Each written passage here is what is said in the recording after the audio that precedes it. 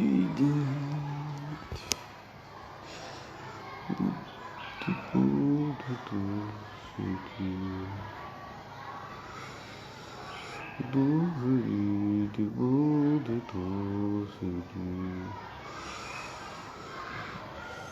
j'avais abandonné, moi je n'ai rien à craindre, tu es là. Si vous êtes connecté, signalez-vous. Si vous êtes connecté, signalez-vous. Je vais commencer le direct. Le thème, c'est le mystère de l'odeur. Si vous êtes connecté, signalez-vous. Si vous êtes connecté, signalez-vous. Je vais commencer.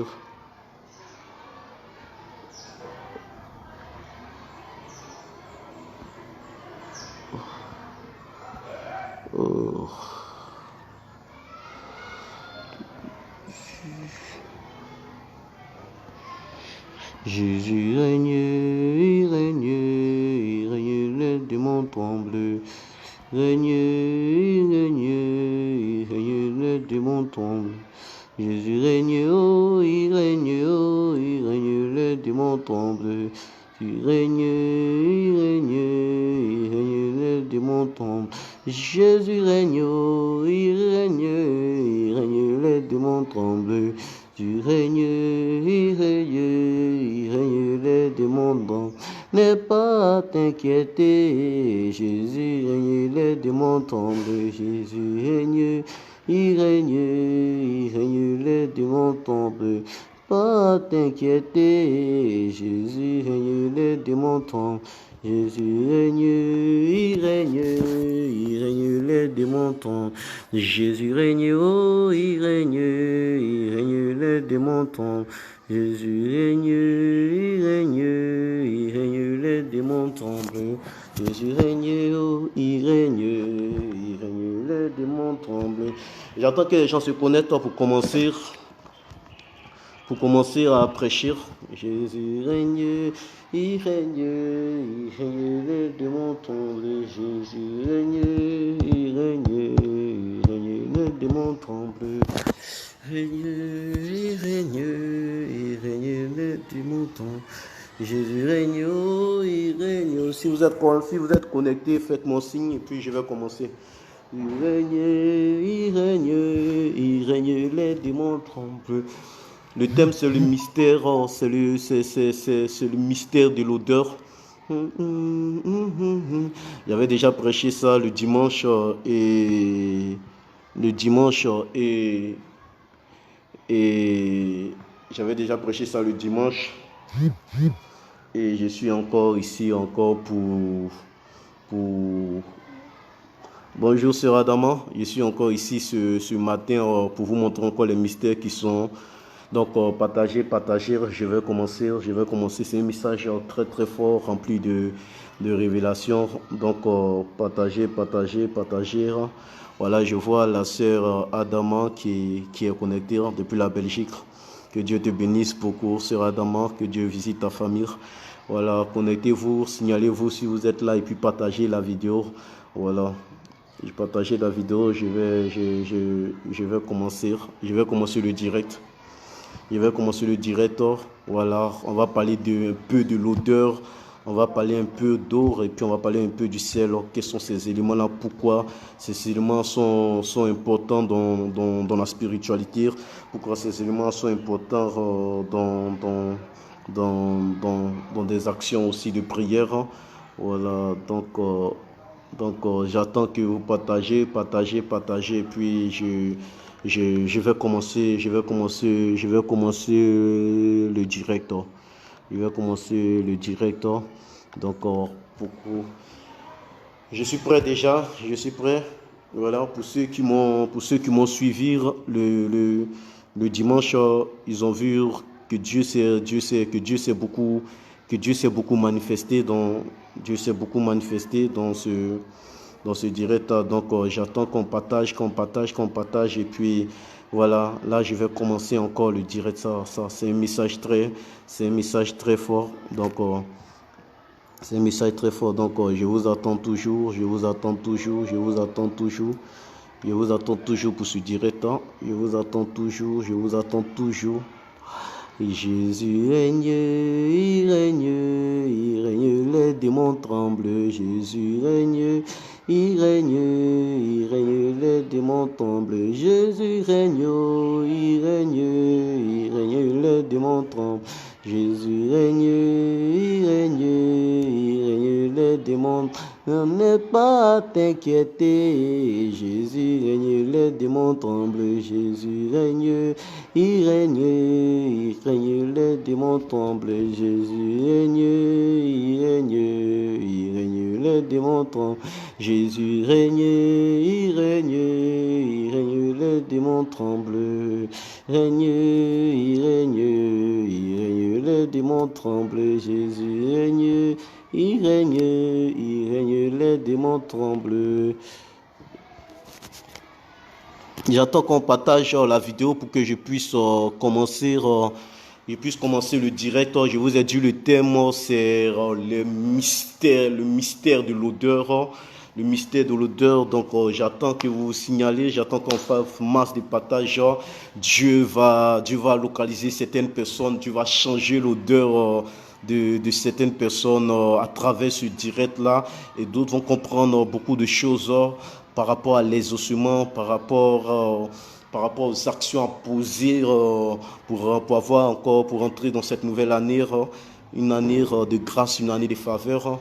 Donc connectez-vous, partagez, et puis je vais commencer à parler de ça. Le thème, c'est toujours le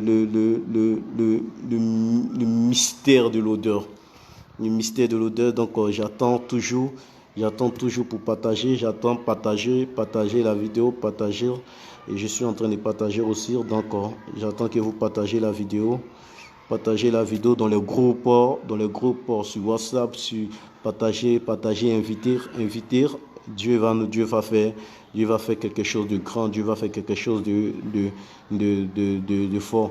J'ai fait cette vidéo là parce qu'il y a plusieurs personnes qui n'ont pas eu l'occasion d'être là le dimanche pour pouvoir profiter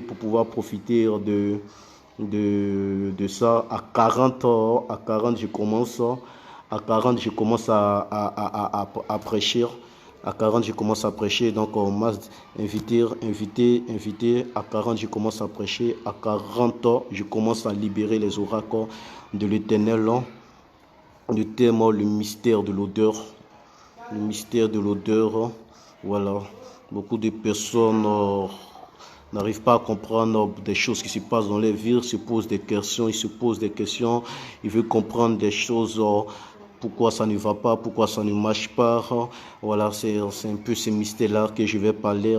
C'est un peu de ces mystères-là que je vais parler. Il y a certaines personnes aussi qui se posent la question, mais pourquoi pour le commerce, quand on va voir peut-être des féticheurs, on va voir dans d'autres religions, pourquoi on nous donne des parfums, pourquoi on nous donne des savons, pourquoi on nous donne de parfums, pourquoi on nous donne des savons, pourquoi on nous donne des pommades pour choses. Quels sont ces mystères qui sont cachés derrière? Voilà, ce matin, j'aimerais les révéler. Je dis à 40, je commence à 40, je commence à libérer les oracles de l'Éternel. À 40, je commence à libérer les oracles de l'Éternel. Donc, connectez-vous massivement. Pour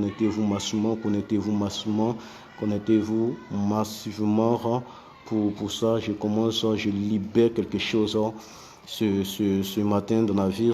Voilà, je libère quelque chose. Donc, j'ai besoin que les gens se connectent massivement, inviter. Et je vais commencer dans quelques minutes. Bonjour papa. Ah, le père. Voilà, donc je vais commencer. Je vous ai dit à 40, je commence à prier. Si je me tais, j'apprendrai à écouter la voix du bon berger.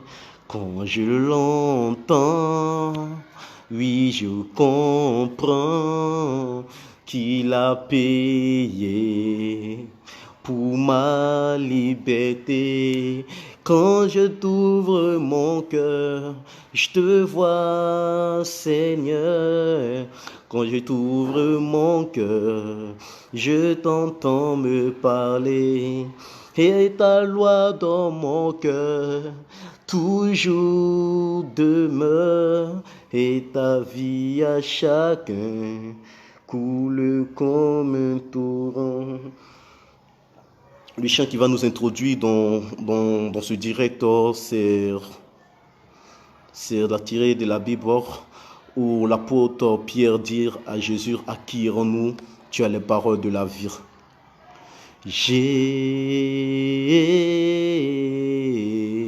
Et pendant que tu suis ce direct-là et que tu chantes ce cantique-là, l'Esprit de Dieu te saisit et l'Esprit de Dieu ouvre des choses dans ta vie.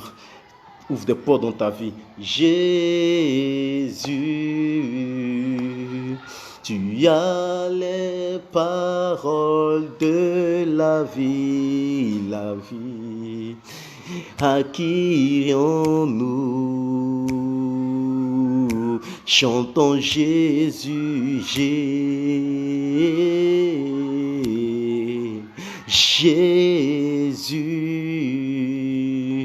Tu as les paroles de la vie, la vie. À qui irions-nous?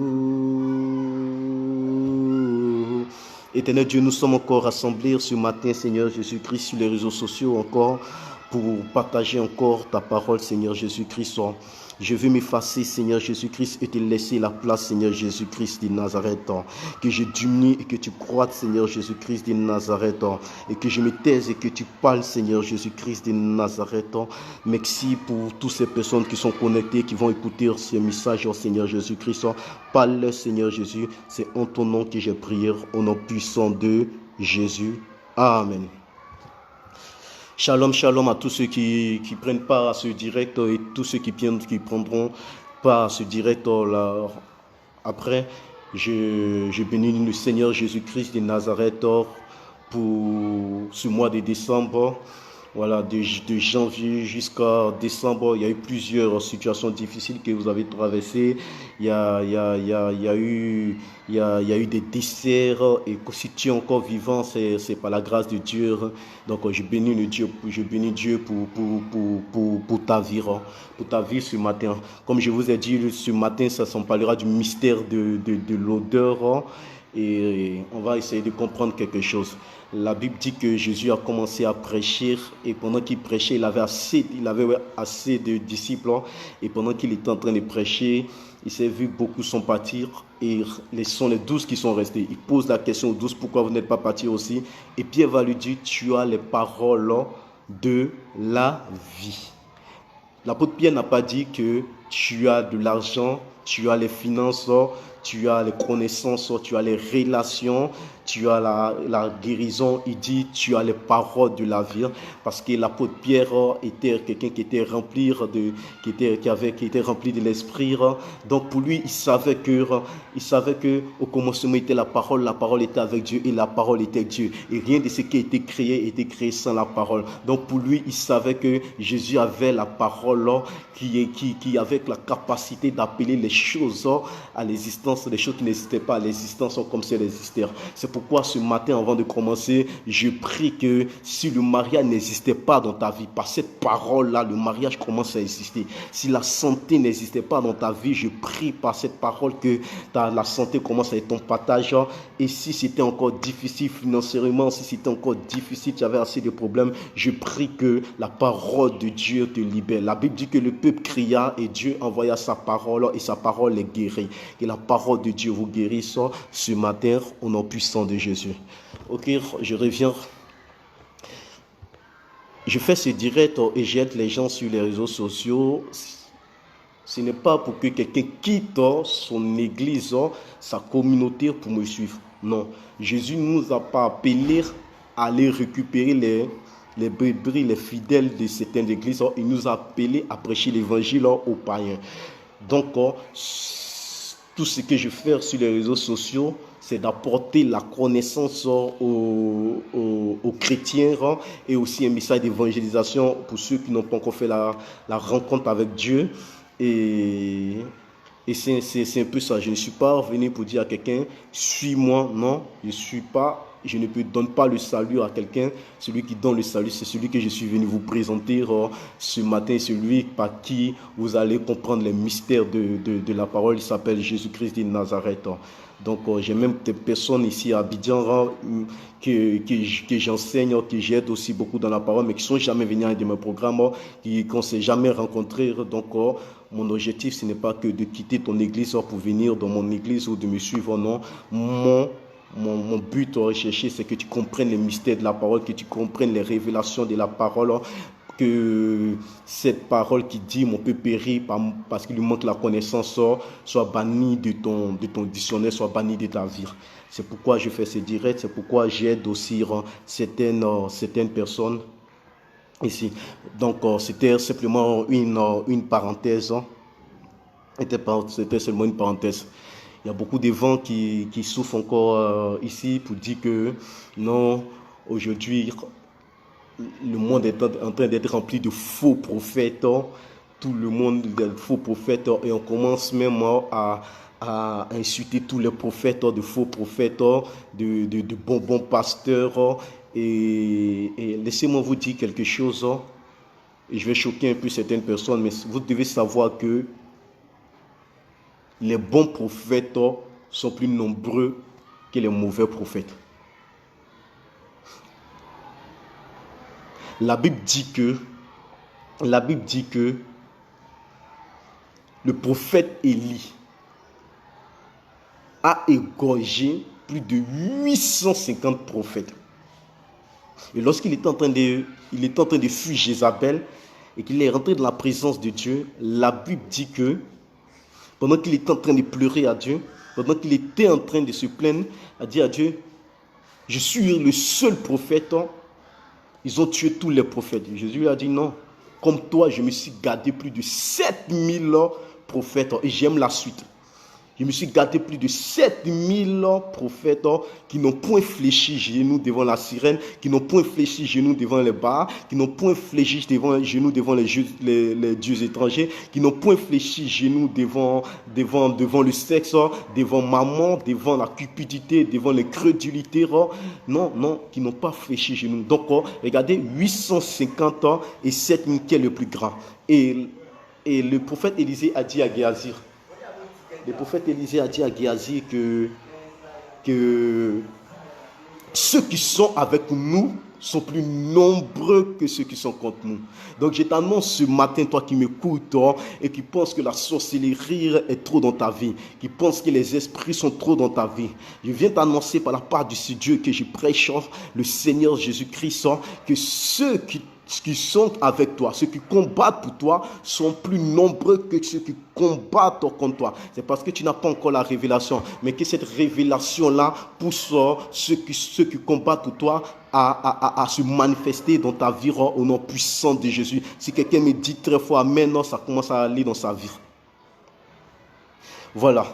Et il y a une certaine classe des ondits, des paroles qui disent que non,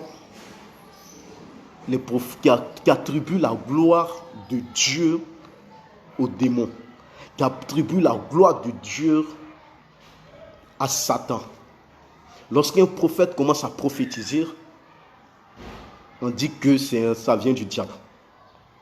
Lorsqu'un prophète commence à rentrer dans le passé ou dans la vie intime d'un homme, on dit que ce sont les féticheurs, ce sont les marabouts qui font ça. Je vais vous dire quelque chose. Le diable n'a rien, mais absolument rien créé. Il a simplement copié. Il a simplement copié.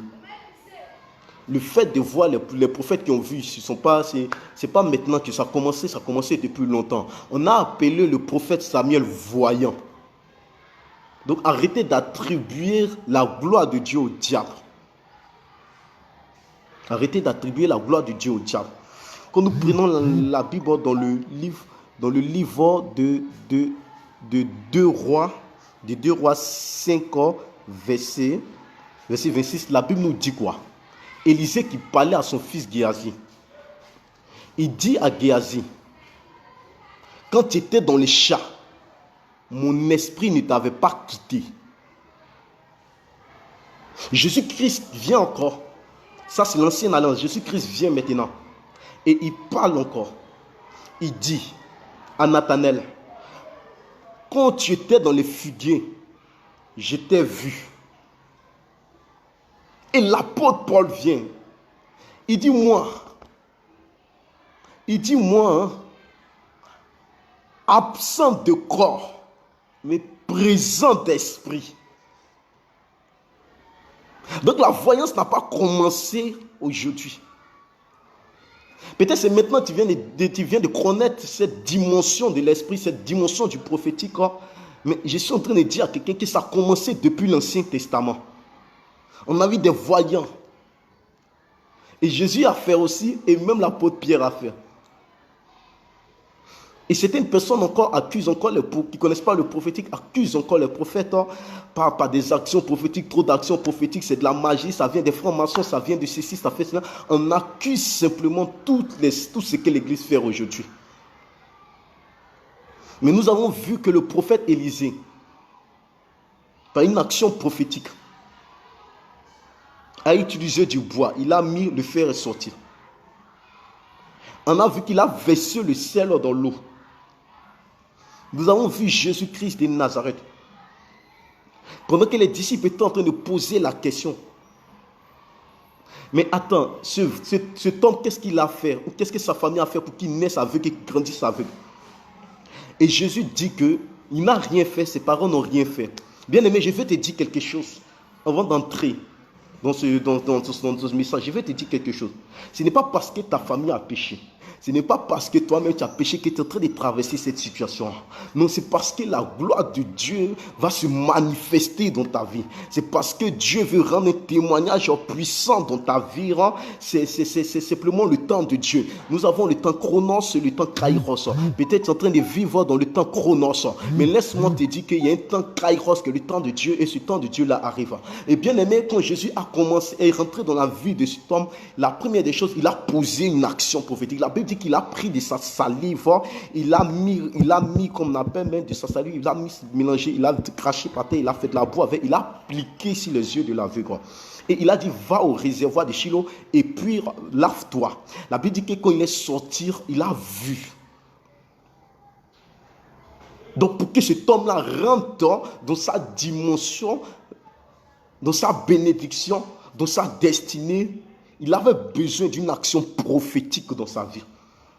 Il avait besoin d'une action prophétique dans sa vie. Et cette action prophétique s'est faite avec la salive, avec la terre et avec encore l'eau. Quand il est allé se laver dans le réservoir de Shiloh. Et Jésus encore va aller encore, quand nous prenons le livre de Marc 8, verset 22 à 25, Jésus va aller encore, il va trouver un aveugle. Là, Jésus, là, ça me plaît parce que Jésus, c'était un homme rempli d'esprit qui remplit. Il retire l'aveugle de son village. Parce que l'atmosphère qui régnait dans son village ne pouvait pas pousser Jésus-Christ de Nazareth à guérir, comme on appelle ce malade-là. C'est pourquoi peut-être ton problème, c'est l'entourage dans lequel tu te trouves. Peut-être ton problème, c'est l'atmosphère qui se passe à la maison. Peut-être ton problème, c'est l'atmosphère qui se passe dans ton quartier, dans ton pays. Voilà. Il y a des gens qui ont vécu malheureux dans une ville. Mais quand ces personnes ont voyagé pour aller dans l'autre ville, quelque chose a commencé dans leur vie. Une nouvelle page a commencé dans leur vie. Vous comprenez? Donc souvent c'était ça. Et Jésus a localisé. Il a su que le problème venait de l'atmosphère de son village. La Bible dit qu'il a retiré cet aveugle-là de son village. Et il a commencé il a pris sa salive encore, il a appliqué. Et l'aveugle a commencé à voir. C'était extraordinaire. Donc il y avait une action prophétique là. Il y avait aussi la dimension de comprendre l'atmosphère dans laquelle nous nous trouvons. Dans quelle atmosphère tu te trouves? Si c'était dans une atmosphère de terreur, si c'était dans une atmosphère de maladie, je change cette atmosphère-là au nom puissant de Jésus-Christ de Nazareth. Je change celui-là au nom puissant de Jésus-Christ de Nazareth. Partagez encore toujours la vidéo. Je vais rentrer maintenant dans le but de mon sujet. Et là, nous allons rentrer dans le but du sujet, dans Genèse chapitre 27, verset 18 à 29. On va dans Genèse. Genèse chapitre 27, verset 18 à 29. Je vais lire ça rapidement.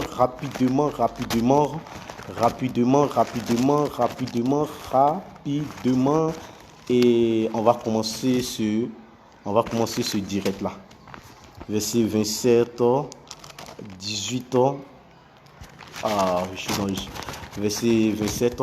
Donc on va lire ça rapidement. Le verset 27. Bon, je lis la parole de Dieu. Verset 18 ans.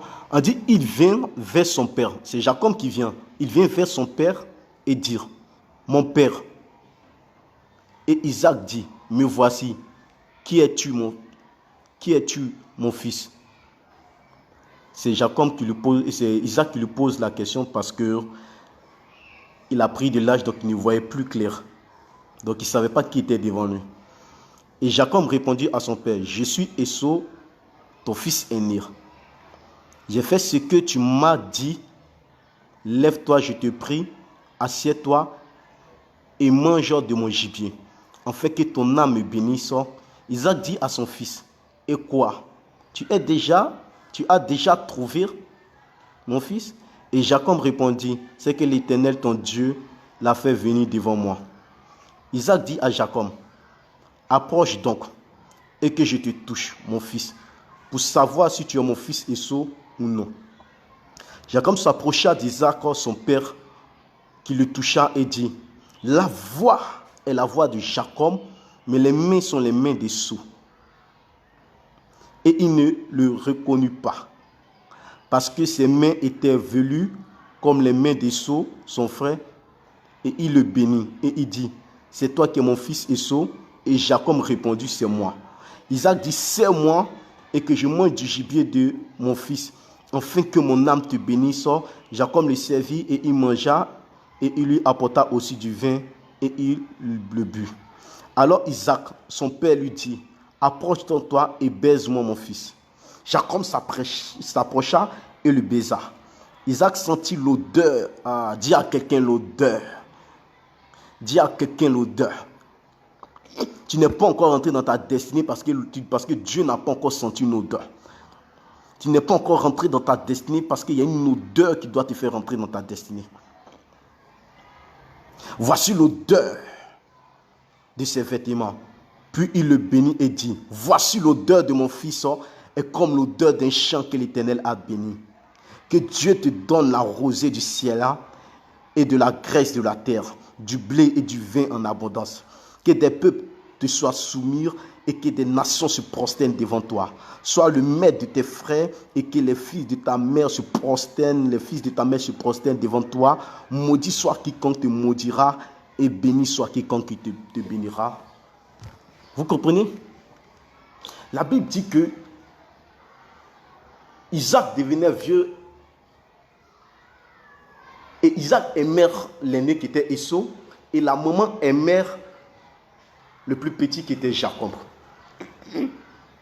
Le père n'avait pas la révélation parce que le père n'est pas allé consulter. Mais la personne qui allait consulter, c'était sa femme Rebecca. Et lors de sa consultation, elle a su que celui que Dieu avait choisi était Jacob et non Esau.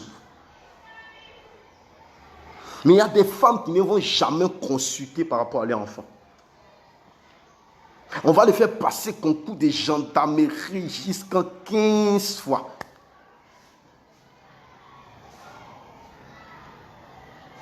Il ne va pas marcher.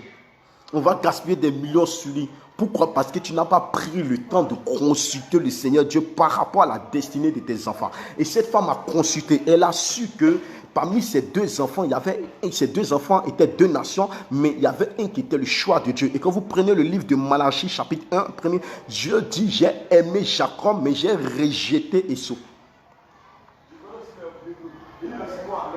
Donc, quand l'heure de la bénédiction arrivait, Dieu a permis à Rebecca d'entendre le dialogue. Le dialogue entre Isaac et Esau. Et elle introduit. Bien aimé, la Bible dit que ce n'est pas la nourriture qui a poussé Isaac à bénir Jacob. Non. Ce n'est pas la voix qui a poussé Isaac à bénir Jacob. Non. Ce n'est pas le toucher qui a permis à Isaac de bénir Jacob. C'est l'odeur. C'est l'odeur qui a poussé Isaac à bénir Jacob. Naturellement, c'était Jacob. Mais spirituellement, c'était l'odeur des seaux qui était sur lui. C'est pourquoi, dans la maison de Laban, Jacob pouvait réussir parce que l'odeur qui était sur Jacob était l'odeur d'un chasseur. L'odeur qui était sur Jacob était l'odeur de celui qui était toujours en compagnie des animaux. L'odeur qui était sur Jacob était l'odeur d'Esau son frère. Quelle est l'odeur que tu portes? Ce n'est pas l'odeur du célibat.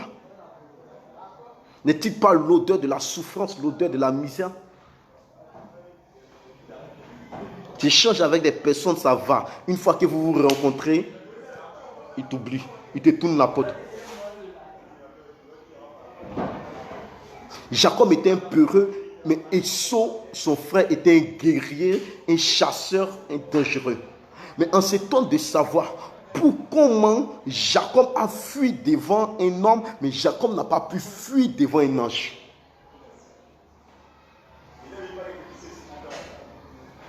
Parce que le jour devant l'ange, ce n'est pas l'odeur de Jacob, ce n'est pas la personnalité de Jacob, mais c'était spirituellement Esau qui était devant l'ange. Et c'est pourquoi il pouvait avoir la force, le courage de combattre l'ange jusqu'en mort. L'odeur. Tu ne réussis pas parce qu'il n'y a pas l'odeur de la réussite sur toi. Il n'y a pas l'odeur de la réussite sur toi. Même dans le ministère, il faudrait avoir une odeur. Dans l'odeur, il y a l'information. Si quelqu'un ne s'est pas brossé et qui vient échanger avec toi, sans te dire qu'il ne s'est pas brossé, par l'odeur de sa bouche, tu sauras qu'il ne s'est pas brossé. Si quelqu'un a bu la liqueur ou qu'on appelle, quelle que soit la boisson, s'il ne te dit pas qu'il a bu, par l'odeur, tu sauras qu'il a bu. Parce que dans l'odeur, se cache, il y a des informations dans l'odeur. Il y a des informations dans l'odeur. Une chienne qui n'est pas en chaleur peut uriner. Ça ne va pas attirer les chiens. Mais une femme, lorsqu'elle est en chaleur, qu'elle pisse, ça attire les chiens. Parce que l'information que ça leur donne une information qu'il y a une femme, il y a une chienne qui est en chaleur, elle a besoin de se faire, de se mettre bien. Vous comprenez? Elle a besoin de se mettre bien. Il y avait le péché avait rempli le monde. Au temps de Noé, le péché avait rempli le monde. Il y avait l'impudicité, il y avait la débauche, des femmes qui sortaient avec des fils de Dieu, des hommes qui sortaient en eux-mêmes. Et Dieu était fatigué de voir qu'on appelle la cruauté, la méchanceté des hommes. Et il a décidé de purifier la terre. Et qu'est-ce qu'il a utilisé? C'est le déluge. La Bible dit qu'il a détruit la terre. Il a laissé que Noé, sa femme et ses enfants. Et la Bible dit que Noé, après 40 jours et 40 nuits, lorsqu'il s'est déposé sur terre, il a promis l'autel à Dieu. Il a tué des pigeons, il a fait un sacrifice. Et la Bible dit que le parfum, l'odeur du sacrifice est monté à l'Éternel. Et la Bible dit que Dieu s'est juré de ne plus frapper l'homme par le déluge. Si aujourd'hui, on peut avoir des mariages de l'homosexualité, entre dans l'église et que Dieu ne frappe pas l'église, c'est parce qu'il y a un homme qui s'appelait Noé qui a fait monter une odeur agréable à Dieu. Si nous pouvons vivre dans l'impudicité et Dieu ne frappe pas encore la terre, c'est parce qu'il y a un homme qui s'appelle Noé qui a fait monter une odeur à Dieu. Il y a des choses tant que tu ne fais pas monter à Dieu, Dieu ne descendra pas pour t'exaucer. La Bible dit que pour que Dieu descende pour herder, pour que Dieu descende pour consoler, pour que Dieu descende vous m'excusez quelques minutes, pour que Dieu descende, pour que Dieu descende, pour que Dieu descende, pour libérer le peuple d'Israël qui est en Égypte. La Bible dit les souffrances, les cris sont montés à Dieu. Et la Bible dit que lorsqu'il s'est révélé à Corneille, il a dit tes prières, tes offrandes sont montées à Dieu. Bien-aimé, qu'est-ce que tu fais monter à Dieu cette année? Qu'est-ce que tu fais monter à Dieu cette année? Et les gens pensent que c'est en descendant que les sorciers, que les mystiques, que tout cela vont tuer les gens. Bien aimé, laissez-moi vous dire que la programmation des sorciers, la programmation des morts, des personnes que vous voyez qui sont en train de mourir en décembre et qui vont mourir encore, cette programmation s'est faite depuis décembre 2019 et, excusez-moi, 2018. C'est en décembre qu'on prépare l'année qui vient. Donc le bilan de ceux qui vont mourir sont déjà là. En décembre, ils vont réfléchir encore pour faire une nouvelle liste. C'est ce qu'on appelle un bilan. Même les entreprises sont en train de faire un bilan, mais Dieu aussi est en train de faire un bilan. Et tout va dépendre de comment tu vas honorer Dieu. Qu'est-ce que tu vas faire monter à Dieu entre le mois de décembre pour préparer ton année 2020. Donc il faudrait que quelque chose monte. Si Dieu ne frappe plus le monde, c'est parce que quelque chose est monté à Dieu. C'est parce que quelque chose est monté à Dieu. C'est parce que quelque chose est monté à Dieu.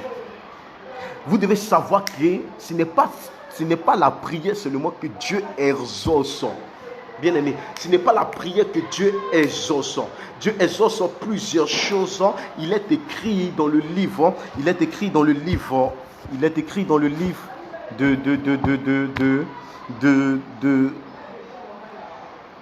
de Marc, ou de moins de Philippiens 4, verset 6. Ne vous inquiétez de rien, mais en toute chose, faites connaître vos besoins par des prières. Donc, il y a la prière que Dieu exauce, il y a les supplications que Dieu exauce, il y a les actions de grâce que Dieu exauce. Et la Bible dit que, dans le livre de Daniel, avant que, quand l'on s'est révélé à Daniel, il dit, avant que tu n'aies eu l'esprit de choses, je t'avais déjà exaucé. Donc, il y a l'exaucement de la pensée. Et la Bible dit que c'est pourquoi tu peux penser fortement à quelqu'un et tu vas voir la personne arriver. C'est parce que tu peux fortement penser à quelque chose et tu vas voir, on vient te donner cette chose. Sans même que tu aies pris le temps de t'agenouiller et de prier à Dieu. C'est aussi une dimension de prière. Et la Bible dit que lorsque Naaman est venu voir le prophète Élisée, Élisée n'a pas reçu Naaman. Écoutez-moi. Il n'a même pas vu Naaman pour discuter avec Naaman. Il a dit à Naaman, va plonger 7 fois dans le Jourdain et tu verras que la lèpre va te lâcher. Bien aimé, c'était une action prophétique. Et cette action prophétique est beaucoup pour les initiés. Donc ce n'est pas tout ce qui est prière que Dieu exauce. Dieu exauce la prière. Dieu exauce aussi les actions prophétiques. Dieu exauce les supplications. Dieu exauce beaucoup de choses. Dieu exauce beaucoup de choses.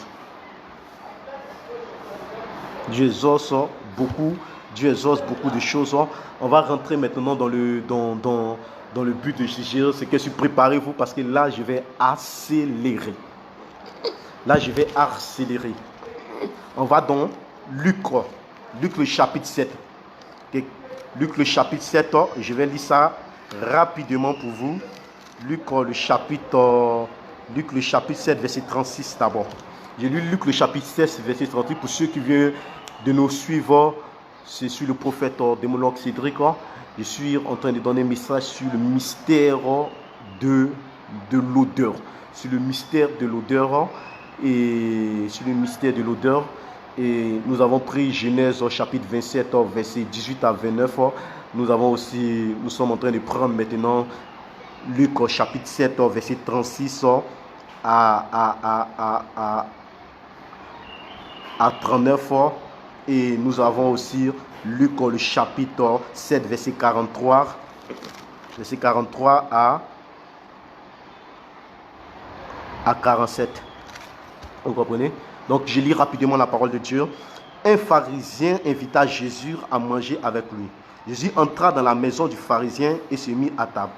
Une femme pécheresse qui se trouvait dans la ville apprit qu'il était à table dans la maison du pharisien. Elle porta un vase plein de parfum et se tint derrière aux pieds de Jésus et pleurait. Et bientôt elle lui mouilla les pieds de ses larmes, puis les essuya avec ses cheveux, les embrassa et versa le parfum sur elle. Quand le pharisien qui avait invité Jésus a vu cela, il se dit en lui-même, si cet homme était prophète, il saurait qui est celle qui touche et de quel genre de femme il s'agit, il saurait que c'est une pécheresse. On va déjà dans le verset 43. Simon répondit, celui, je pense, dans le verset 44 d'abord, puis il se tourna vers la femme et dit à Simon, tu vois cette femme, je suis entré dans ta maison et tu ne m'as pas donné de l'eau pour me laver les pieds. Elle les a mouillés de ses larmes et elle les a essuyés par ses pieds. Tu ne m'as pas donné de baiser, mais elle, depuis que je suis entré, elle n'a pas cessé de m'embrasser les pieds. Tu n'as pas versé d'huile sur ma tête, mais elle a versé du parfum sur mes pieds. C'est pourquoi je te dis, ses nombreux péchés ont été pardonnés, puis qu'elle a beaucoup aimé, puis celui à qui l'on pardonnera peu aime peu. Et il dit à cette femme, tes péchés sont pardonnés. Les invités se mirent à dire en eux-mêmes, qui est cet homme qui pardonne même les péchés? Mais Jésus dit à la femme, ta foi t'a sauvée, pars en paix. Vous comprenez? Voilà, donc j'ai fini avec ça. La Bible dit que Jésus-Christ de Nazareth, un pharisien invita Jésus-Christ de Nazareth.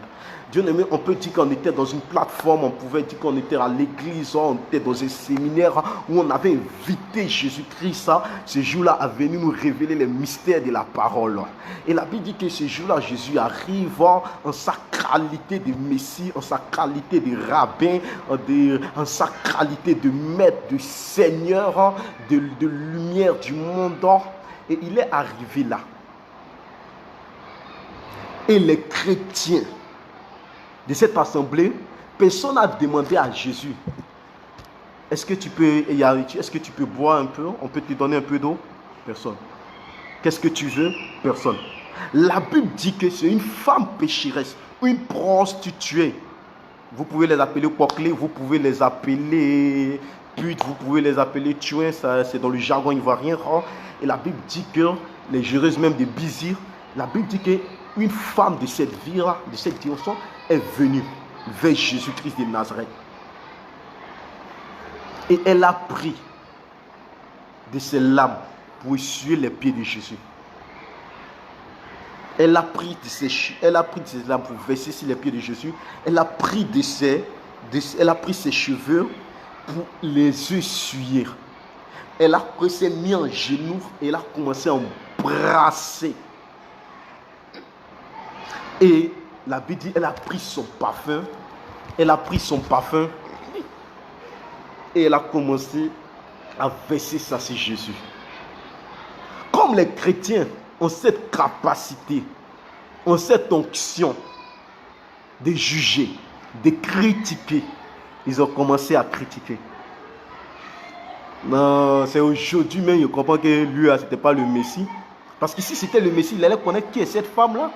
Comment une prostituée peut venir verser, comment une prostituée peut venir faire ceci, comment une prostituée peut venir faire cela. Et lui qui est prophète, lui qui donne les révélations, qui donne les rémas, ça ne lui dit rien. Comment il peut marcher avec ces gens de personnes-là? Comment il peut marcher avec... Non mais c'est incroyable. Ils ont commencé à juger Jésus. Ils ont commencé à dire que c'était un faux prophète. Ils ont dit que c'était un menteur, un vendeur d'illusions. Ils ont commencé à traiter Jésus-Christ de Nazareth de tous les noms comme vous le faites aujourd'hui.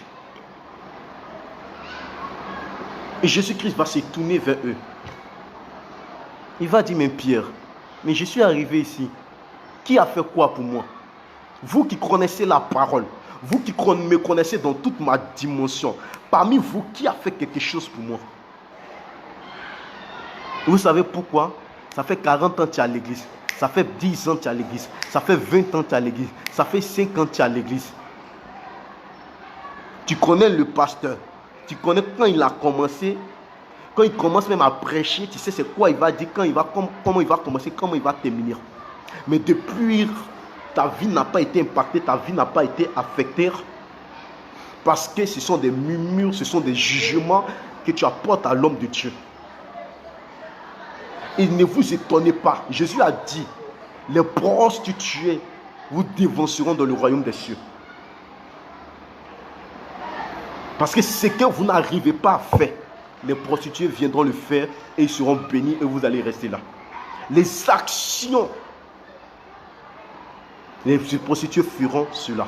La Bible dit, si vous connaissez ces choses, vous êtes heureux. Mais, pourvu que vous les pratiquiez. Si tu connais la puissance de l'offrande, tu es béni. Pourvu que tu les pratiques. Si tu connais la sainteté, tu es béni, mais pourvu que tu pratiques la sainteté. Si tu connais l'obéissance, tu sais que l'obéissance vaut mieux que les sacrifices. Tu es béni, pourvu que tu mettes cela en pratique. Si tu connais la culture d'honorer l'onction, d'honorer les pères, tu es béni, mais pourvu que tu les pratiques. Et les chrétiens de maintenant sont les vrais jugeurs. Ils ont jugé ce Jésus, mais ils ne savaient pas que cette femme venait de poser une action prophétique vraiment magnifique, extraordinaire. Vous comprenez? La Bible dit qu'elle a utilisé ses lames. Ces lames qui sont symboles de l'eau. Et l'eau qui a pour but de purifier.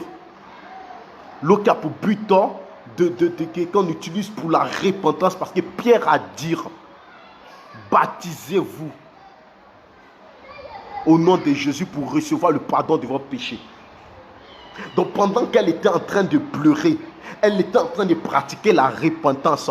Elle était en train de dire, Seigneur, c'est vrai, je suis une prostituée. Je ne savais pas que ce que je faisais était mal. Mais j'étais connu, Seigneur Jésus. Est-ce que tu peux me pardonner? Et la Bible dit que le moyen qu'il utilisait pour la purification, c'était l'eau. C'est pourquoi elle a utilisé ses lames. Mais les chrétiens qui n'avaient pas le Saint-Esprit, ils ne pouvaient pas comprendre dans quelle dimension cette femme était et quelle était l'action qu'elle était en train de poser. Quelle était l'action qu'elle était en train de poser. Et la Bible dit que elle a pris de ses cheveux, les cheveux qui sont la gloire la gloire de la femme. Et nous sommes en décembre encore, vous allez voir que plusieurs femmes vont réclamer de l'argent par rapport à leurs cheveux. Tu peux les empêcher, même les habiller, mais pour l'affaire des cheveux, là, non, tu ne peux pas avec ça. Pourquoi? Parce que les cheveux de la femme représentent sa gloire. Et la Bible dit que de ses cheveux, elle a pris pour les essuyer. Elle était en train de s'humilier devant Jésus. Elle était en train de dire à Jésus que je ne suis rien. Elle était en train de dire à Jésus que je préfère diminuer pour que toi tu puisses grandir. Elle avait déposé son orgueil d'un côté et elle était en train de se soumettre à la gloire de Dieu. Et la Bible dit qu'elle a fléchi genoux et elle a commencé à embrasser. Elle était en train de l'adorer. Elle était en train de dire que je ne vais plus adorer autre Dieu. Je n'adorerai plus le Dieu de la prostitution. Je ne vais plus adorer le Dieu le Dieu de la prostitution. Je ne vais plus adorer les dieux étrangers. Je décide maintenant, Seigneur Jésus, de t'adorer, de t'élever, de te magnifier, de te ceci. Elle était en train de changer elle était en train de rentrer dans une autre forme d'adoration, dans une forme d'adoration, dans la vraie forme d'adoration. La Bible dit Dieu ne cherche pas les prophètes. La Bible dit Dieu ne cherche pas les apôtres. La Bible dit que Dieu s'en est gardé déjà 7000 prophètes. Mais ce qu'il est dit, la Bible dit que arrive et le vient où les véritables adorateurs adoreront Dieu en esprit et en vérité. Et ce sont ces adorateurs-là que Dieu recherche. Donc, Dieu avait trouvé en elle une véritable adoratrice. Mais ce qui va y partir, la Bible dit qu'elle a pris le parfum et elle a versé sur Jésus. Aïe, aïe, aïe, aïe, aïe, aïe, aïe, aïe. Elle a pris de son parfum et l'a versé sur Jésus. Bien-aimé, qu'est-ce que cela signifie? Elle a pris l'odeur de la prostitution. Elle a pris l'odeur de la femme païenne. Elle a pris l'odeur de la femme qui se masturbe. Elle a pris l'odeur de cette femme impudique, de cette femme adultère. Et elle a déversé ça sur Jésus. Pour que Jésus-Christ lui donne son odeur. Parce que la Bible déclare que nous sommes l'odeur du Seigneur Jésus-Christ. Et l'apôtre Paul dit, offrez-vous à Dieu comme un sacrifice de bonne odeur. Donc elle était en train de déverser. Toi qui m'écoutes ce matin, peut-être il y a une odeur de prostitution. C'est ce qui fait que tu ne te maries pas. Peut-être il y a une odeur de chienne sur toi. C'est ce qui fait que tu ne te maries pas. Parce qu'il y a une odeur d'échec sur toi. C'est pourquoi tes affaires ne réussissent pas. C'est pourquoi il y a une odeur d'échec. Il y a une odeur de maladie sur toi. Mais pendant que tu es en train de m'écouter, bien-aimé, prends cette odeur-là et déverse ça sur Jésus. Elle a déversé l'odeur-là sur Jésus. Elle a déversé l'odeur de la prostitution sur Jésus. Et la Bible dit que Jésus était touché. Il était étonné. Il dit, mais Pierre, est-ce que vous savez ce que cette femme-là a fait?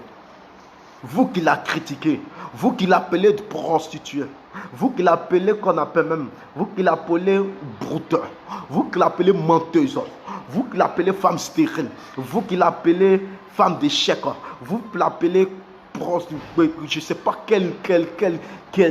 comment définir ça encore. Vous qui l'appelez femme stérile, vous qui l'appelez chômeur au quartier, vous qui dites qu'il ne sera rien. Est-ce que vous savez ce qu'il vient de faire? Est-ce que vous savez ce qu'elle vient de faire? Est-ce que vous savez ce qu'elle vient de faire? Ce qu'elle a fait, personne parmi vous a fait.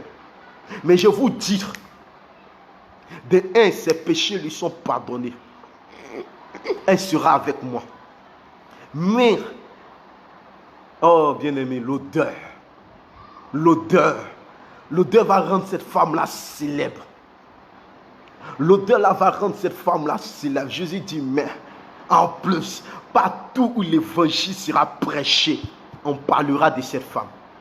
Et peut-être même pendant que je suis en train de faire ce direct, pendant que je suis en train de parler de cette femme-là, peut-être au Brésil on parle d'elle, peut-être en Amérique on parle d'elle, peut-être au Gabon quelqu'un est en train de parler d'elle, peut-être même en Côte d'Ivoire quelqu'un est en train de parler d'elle, peut-être même à Abidjan quelqu'un est en train de parler d'elle, peut-être même à Bobo quelqu'un est en train de parler d'elle, peut-être même en France quelqu'un est en train de parler d'elle. Pourquoi? Parce qu'elle a déversé son eau, le parfum sur Jésus. Bien aimé, l'odeur est importante. La Bible nous dit dans le livre de Luc que la renommée de Jésus s'est fait étendre. La Bible nous dit que Jésus a commencé avec un Joseph pauvre et il a terminé avec un Joseph riche. Il est né dans la maison d'un Joseph pauvre, mais celui qui a pris son corps était un Joseph riche. Jésus a commencé en tant que fils de charpentier. Il n'était pas connu partout dans le monde. Mais la Bible dit qu'il est rentré, il a terminé où tout le monde le connaissait.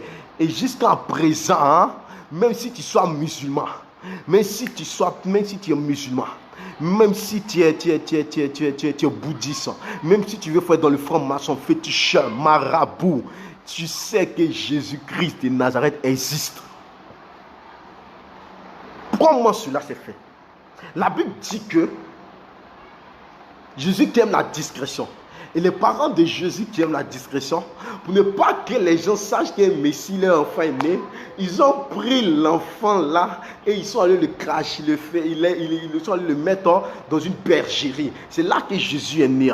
Oui, c'est là que Jésus est né. Mais l'onction la grâce qui était sur Jésus. Je ne sais pas où tu es né, je ne connais pas ta difficulté, je ne sais pas où tu vis actuellement, mais je suis en train de dire, pendant que tu m'écoutes, une onction qui va descendre sur toi, qui va faire que, pendant même que tu sois ici, les gens vont quitter. Aïe, aïe, aïe, aïe, aïe, aïe, aïe, aïe, aïe. Il dit, les gens vont quitter les États-Unis, ils vont quitter l'Europe, ils vont quitter l'Asie, ils vont même quitter l'Afrique pour venir dans le quartier où tu es pour te consulter. Il est écrit dans le livre d'Ésaïe. Il est écrit dans le livre d'Ésaïe. Ainsi parle l'Éternel, la main d'œuvre de l'Égypte, le commerce de Nubie, les gens de Sépha, hommes de haut détail, passeront chez toi, s'en iront après toi, passeront liés des chaînes, ils se prosterneront devant toi et t'adresseront cette prière. C'est seulement chez toi qu'est Dieu, il n'en a point d'autre. La Bible dit que quand Jésus est né, ceux qui avaient l'intelligence, ceux qui avaient la science, ceux qui avaient la sagesse, ont compris que à quelque part, il y a quelqu'un qui est né, mais qui a une grande destinée. Là encore, il y a une révélation dedans. Les mages sont qui? Les mages sont des sorciers, sont des marabouts, sont des gens qui font de la magie. Mais selon vous, comment des magiciens ou comment des féticheurs ou combien des sorciers vont venir adorer Jésus? Selon vous, vous pensez que quand un sorcier vient à l'église, il a pour but d'adorer Jésus? Vous pensez que quand un sorcier vient dans la maison d'un chrétien, il a pour but de venir sympathiser avec le chrétien?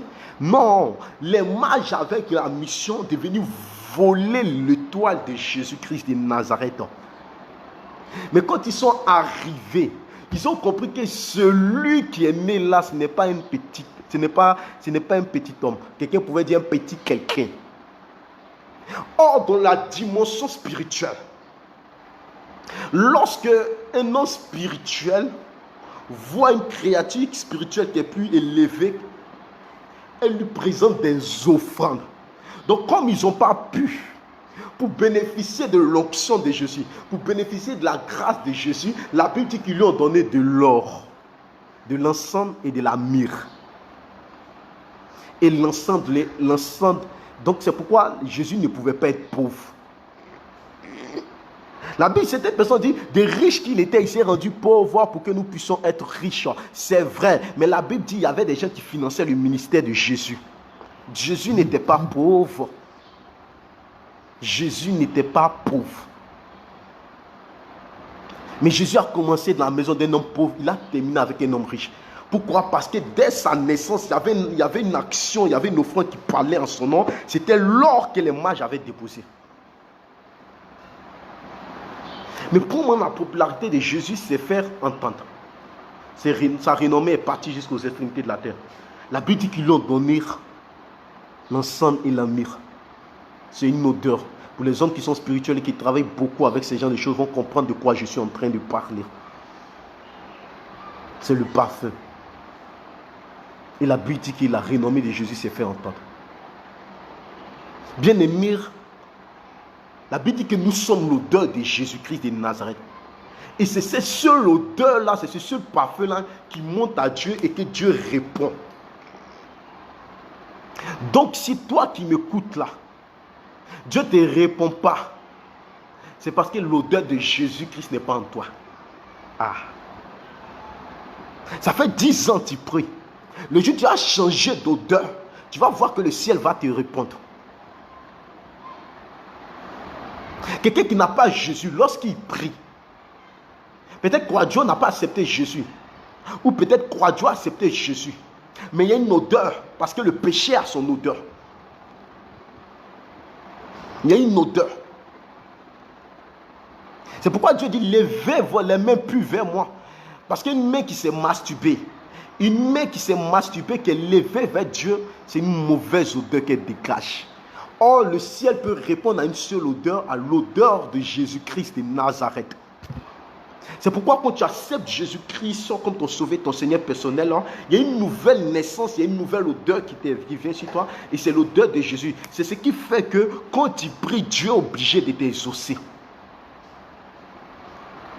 Quand tu pries, Dieu est obligé de t'exaucer. Parce qu'il y a l'odeur de Jésus-Christ qui est en toi. Ce n'est pas l'odeur de la prostitution.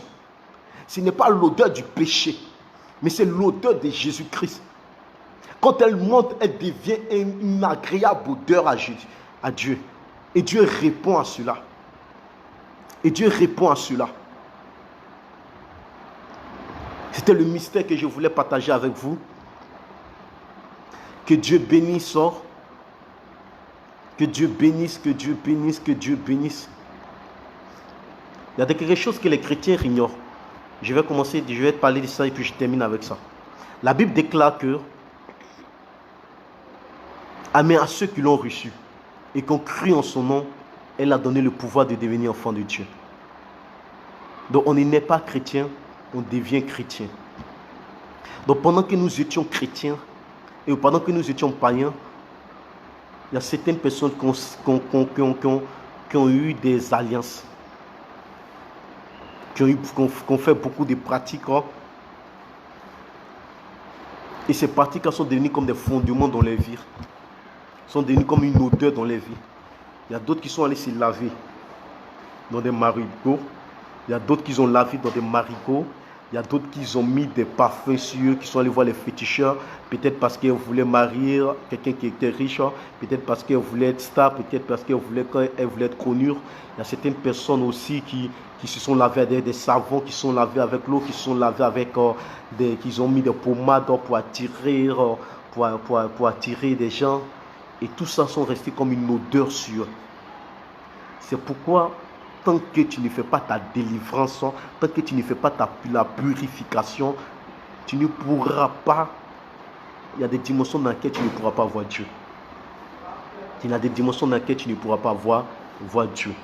C'est pourquoi dans le livre de Ruth 3, verset 3, il est écrit: lave-toi et oins-toi. Pour tous ceux qui m'écoutent et qui veulent rentrer en contact avec moi par rapport à une action prophétique que j'ai commencé même à lancer depuis on commence l'action prophétique le 27 ans. Le 27 ans, l'action prophétique le 27 ans. Donc pour toutes ces personnes qui veulent avoir plus de renseignements sur cette action prophétique que nous allons commencer dès le 27 ans. Voilà, vous pouvez me contacter sur plus 225 87 47 03 02 plus 225 87 47 03 02. C'est aussi mon numéro WhatsApp et je vais vous aider. Je vous ai dit que je ne suis pas ici venu pour te dire il faut quitter ta communauté, il faut quitter ton église, il faut quitter ton père spirituel, il faut quitter ta communauté pour me suivre. Non, je suis là pour vous aider. Je suis là pour vous apporter quelque chose. Au temps d'Élie, il y avait plusieurs prophètes. Bien que peut-être on ne parlait pas d'eux de manière individuellement, mais je pense que ces prophètes aussi avaient pour but d'aider le peuple d'Israël. Et même au temps de Moïse, il y avait le sacrificateur Aaron, il y avait la prophétesse Myriam. Et chacun avait une mission pour aider le peuple de Dieu. Pour aider le peuple de Dieu. Donc souvent Dieu se révélait aussi à Myriam. Parce que Dieu a dit, s'il y a un prophète encore parmi vous, c'est dans les songes que je me révélerai à eux. Donc il y avait des prophètes. Donc je suis là pour vous aider, pour que vous puissiez voir la gloire de Dieu, pour que vous puissiez entrer dans votre année. Bien aimé, c'est maintenant que l'année 2020 se prépare. C'est maintenant que les grandes choses se préparent. Peut-être l'année dernière, l'année 2018, tu as dit que l'année 2019 sera ton année, sera l'année de ton année où tu vas peut-être te marier, tu vas voyager, tu vas travailler, tu vas réussir, tu vas faire beaucoup de choses. Et ça a été simplement une grande déception pour toi. Je suis en train de te dire par ce message qu'il y a des actions que tu dois poser pour préparer ton année 2020. Et c'est maintenant.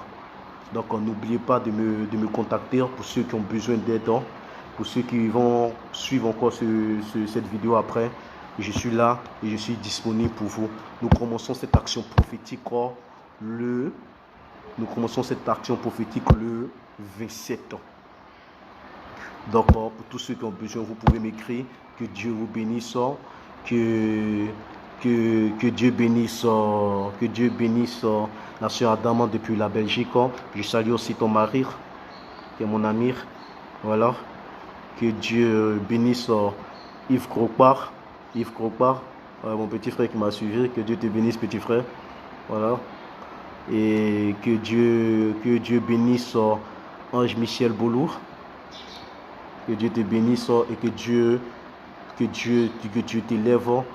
Et que le prophète David, lui c'est un patriarche. Que Dieu te bénisse, papa. Merci.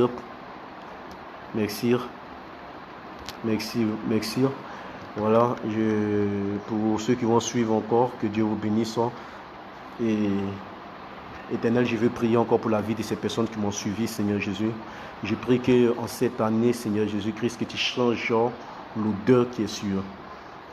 Si l'odeur qui était sûre, c'était une odeur d'échec, Éternel Dieu, c'était une odeur de poussière, Éternel Dieu, je prie, Seigneur Jésus-Christ, qui change l'odeur. Je prie que quelqu'un, une prière qui a été adressée à Dieu depuis longtemps, une prière qui a été adressée à Dieu depuis longtemps. Il y a quelqu'un qui a fait une prière qui était adressée à Dieu depuis longtemps. Et cette personne-là a même oublié le sujet parce qu'elle s'est dit que Dieu ne l'a pas exaucé. Elle a fait cette prière-là, elle s'est dit que Dieu ne l'a pas exaucé. Elle a rencontré plusieurs serviteurs de Dieu et ça n'a pas.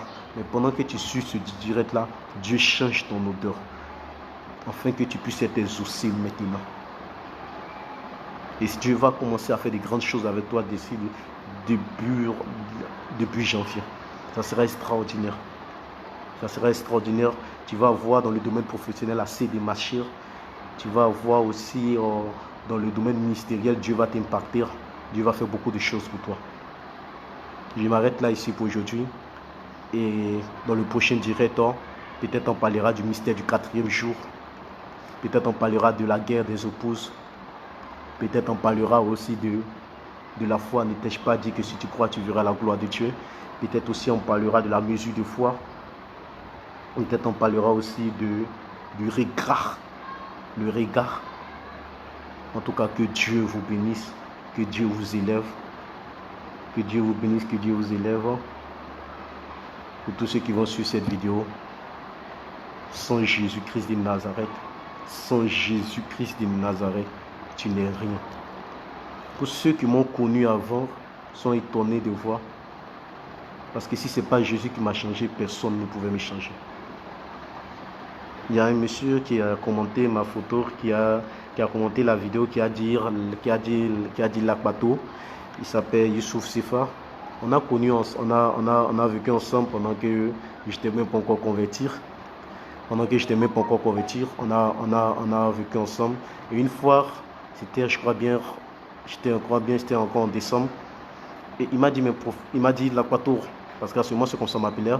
Allons-y à l'église. Je l'ai regardé, je l'ai dit, mais je ne suis pas maudit pour aller à l'église. Je vais aller faire quoi à l'église? Voilà. C'est celui hier qui a régné Jésus.